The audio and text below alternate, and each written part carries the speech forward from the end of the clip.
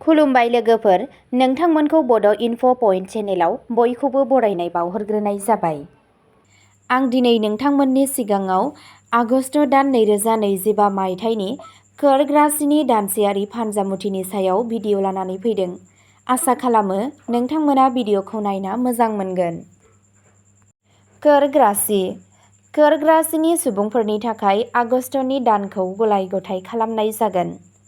बे दानाव कर्क सुबुंफोरा बांद्राय थुलुंगा आरो बांद्राय फोथायनायनिफ्राय बारग'नांगोन, नङाब्ला नोंथाङा नाङै जेंनाफोरजों मोगा-मोगि जानो हागौ। आगस्तनि जागायनाया एसे गोब्राब जागोन। बे समनि गेजेराव नोंथाङा नोंथांनि जिउ राहा आरो फालांगिनि सोमोन्दै बांसिन हाखु-दाखु खालामनांनो हागौ।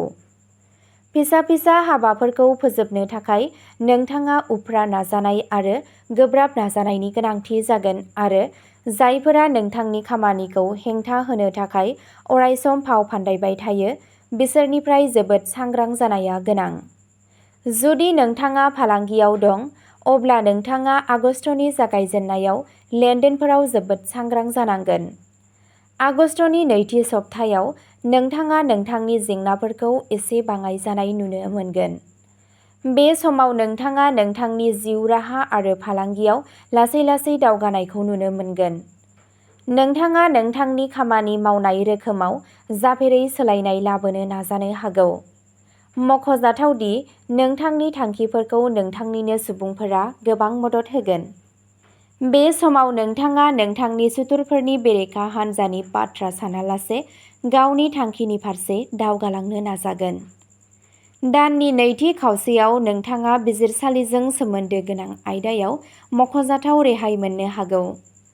बे समनि गेजेराव साख्रि मावग्रा सुबुंफोरनो खामानियाव मोनसे गोनां बिबान होनाय जानो हागौ।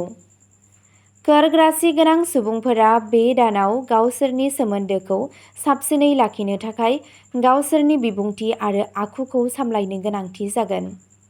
जुदि नोंथाङा नोंथांनि रागाखौ सामलायनायाव जाफुंसार जायो, अब्ला नोंथाङा नुनो मोनगोन दि जिरादफोरा गोरलैयैनो सुस्रांजानो हमो। रमान्टिक सोमोन्दोनि नोजोरजों दाननि नैथि खावसेया जोबोद मोजां जागोन।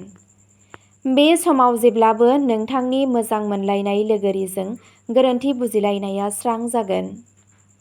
नोंथांनि मोजां मोनलायनाय जिउआ लामायाव फैफिनगोन।